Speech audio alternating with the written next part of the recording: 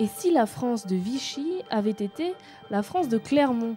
En 1940, 2 jours ont suffi au gouvernement de la Troisième République pour juger la ville ouvrière trop à gauche. Vichy devient donc la capitale du nouvel État français.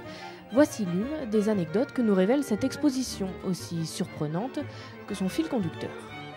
L'université de Strasbourg, qui s'était repliée à Clermont-Ferrand en 1939 et qui en 1940, à la suite de la défaite, fait le premier geste patriotique de résistance en quelque sorte, en décidant de rester à Clermont-Ferrand. Et nous avons repris ce logo de la cathédrale de Strasbourg qui, à partir d'un pan de mur, d'une cellule des lieux d'interrogatoire du 2 bis avenue de Royat, comme si l'un d'entre eux nous accompagnait à travers les transformations du Puy-de-Dôme. Le Puy-de-Dôme, terre d'accueil et de solidarité, en juin 1940, ce ne sont pas moins de 180 000 personnes qui se réfugient à Clermont-Ferrand.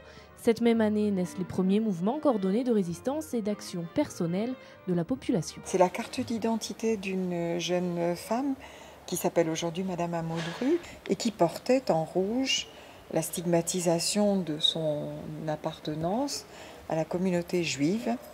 Et voici maintenant la carte d'identité scolaire, document tout à fait officiel qu'avait fait le principal de son collège, Monsieur Laurent, vous voyez la photo est identique, et qui ne porte cette fois-ci aucune mention juive.